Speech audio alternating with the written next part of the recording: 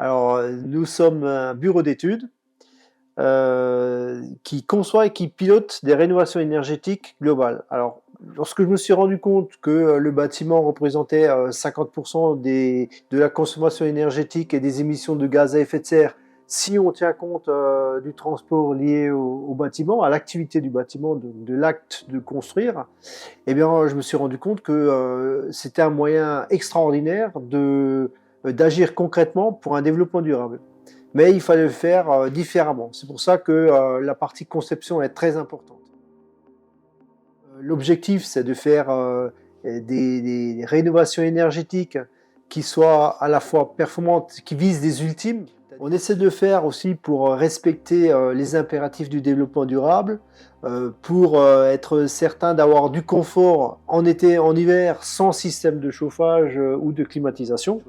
Il faut aborder les choses dans un objectif plus holistique, c'est-à-dire qu'on va prendre en compte beaucoup plus de critères dans le projet, en intégrant l'impact aussi du projet dans le développement durable, etc. On le fait aussi en respectant la pérennité du bâti.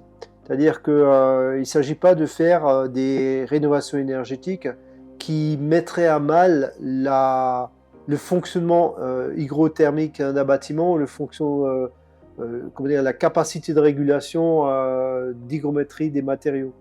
Donc clairement, quand on intervient, on le fait aussi pour pérenniser le bâti.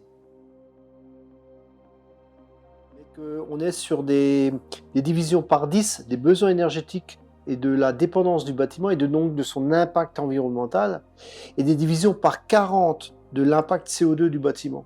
Donc on est sur vraiment le vecteur principal d'action dans le développement durable.